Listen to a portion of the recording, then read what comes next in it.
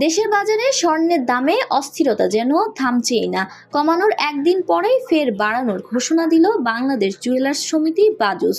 নতুন সিদ্ধান্ত অনুযায়ী প্রতি ভরি ভালো মানের অর্থাৎ 22 ক্যারেটের স্বর্ণের দাম বেড়েছে 2,258 টাকা।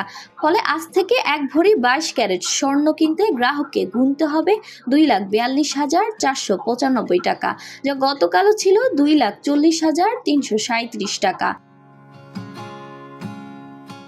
বাজুসের বিজ্ঞপ্তিতে জানানো হয়েছে, স্থানীয় বাজারে পাকা স্বর্ণ বা তেজাবি স্বর্ণের দাম বেড়ে যাওয়ায় এই সমন্বয়। তবে কেবল স্বর্ণই নয়, পাল্লা দিয়ে বেড়েছে রূপার দামও।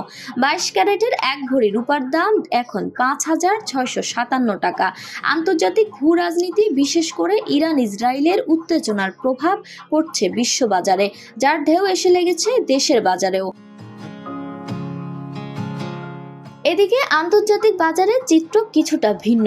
goldprice.org বলছে, বিশ্ববাজারে বর্তমানে প্রতি আউন্স স্বর্ণের দাম $4,650, অথচ জানুয়ারির শেষ দিকে এই দর উঠেছিল $5,500 উপরে।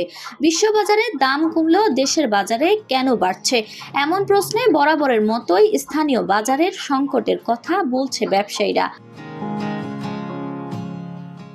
পরিসংখ্যান বলছে, 2026 সালের আজ পর্যন্ত মাত্র 5 মাসেই দেশের বাজারে স্বর্ণের দাম সমন্বয় করা হয়েছে মোট 62 বার, যার মধ্যে 34 বার দাম বেড়েছে আর কমেছে 28 বার। যেখানে গেল বছর অর্থাৎ 2025 সালে পুরো বছরে দাম সমন্বয় হয়েছিল 93 বার। বারবার দামের এই উঠানামার অস্থিরতা বিরাজ করছে অলংকার শিল্পে। এতে সাধারণ ক্রেতাদের পাশাপাশি বিপাকে পড়ছেন খুচরা ব্যবসায়ীরাও। Sadia Mirza, desk report, intro 24 news.